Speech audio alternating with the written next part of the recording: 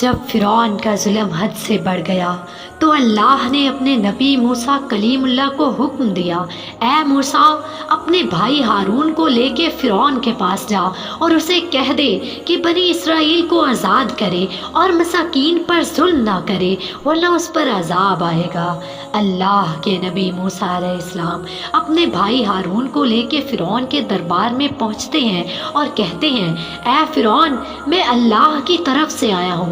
فرعون زور زور سے ہنسنے لگا اور کہنے لگا، کون اللہ؟ یہاں کا خدا تو میں ہوں۔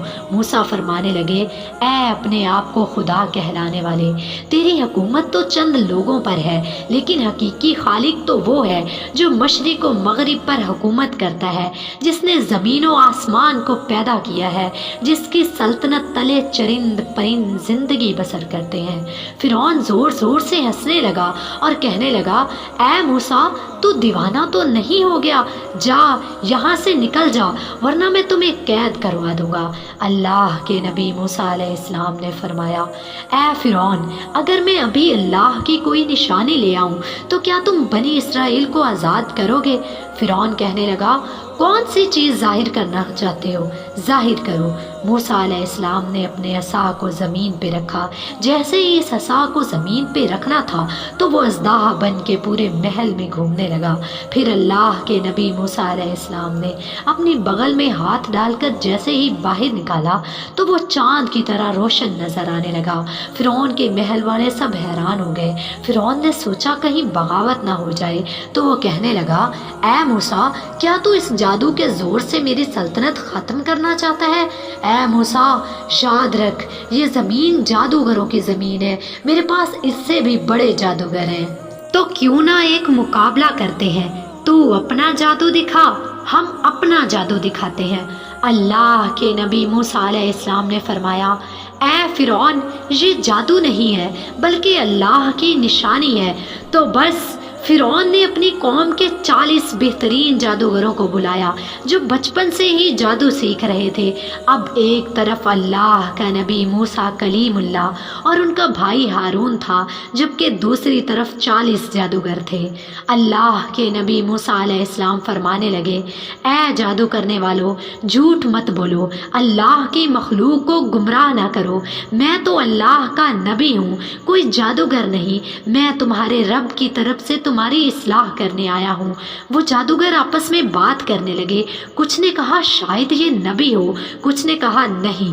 صلاح مشورے کے بعد وہ سب جادوگر فرعون کے پاس آئے اور کہنے لگے، اگر ہم غالب آ گئے تو ہمیں کیا ملے گا؟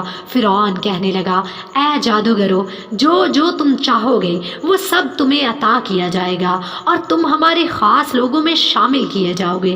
وہ سب لالچ میں آ گئے اور موسیٰ علیہ السلام کے پاس آ کر کہنے لگے، یہ دونوں صرف جادوگر ہیں اور کچھ نہیں، ان دونوں کا مقابلہ کرنے کے لیے تو ہم ہی کافی ہیں۔ وہ 40 کے 40 جادوگر صف بنا کر موسیٰ علیہ السلام کی طرف بڑھنے لگے۔ تمام لوگ حیرت سے دیکھ رہے تھے اور کہہ رہے تھے کہ آج جو بھی غالب ہو گیا وہی سچا ہے۔ وہ جادوگر کہنے لگے، اے موسیٰ پہلے تم اپنی نشانی ظاہر کرو، پھر ہم تمہیں دکھائیں گے کہ ہم کیا ہیں۔ اللہ نے حضرت موسیٰ علیہ السلام کو وحی کی کہ اے موسیٰ پہلے ان کو اپنا جادو دکھانے دو۔ بس ان کے پاس جو جو لاٹھیاں اور رسیاں تھیں انہوں نے زمین پر پھینکی اور انسانوں کی آنکھوں پر جادو کر دیا۔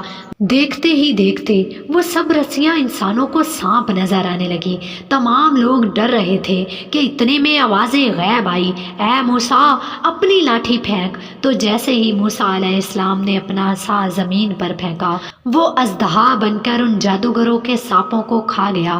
سب لوگ دل ہی دل میں موسیٰ علیہ السلام کو نبی تسلیم کرنے لگے، اور جب یہ منظر ان جادوگروں نے دیکھا تو کہنے لگے، اے لوگو یہ جادو نہیں ہے، کیونکہ ہم تو جادو صرف انسانوں کی آنکھوں پر کرتے ہیں، لیکن موسیٰ نے جو کیا وہ تو سچ ہے۔ یہ کہہ کر وہ سب جادوگر موسیٰ علیہ السلام کے قدموں میں گر گئے اور تسلیم کرنے لگے کہ اللہ کے سوا کوئی خدا نہیں، اور اے موسیٰ کلیم اللہ آپ اللہ کے سچے نبی ہیں۔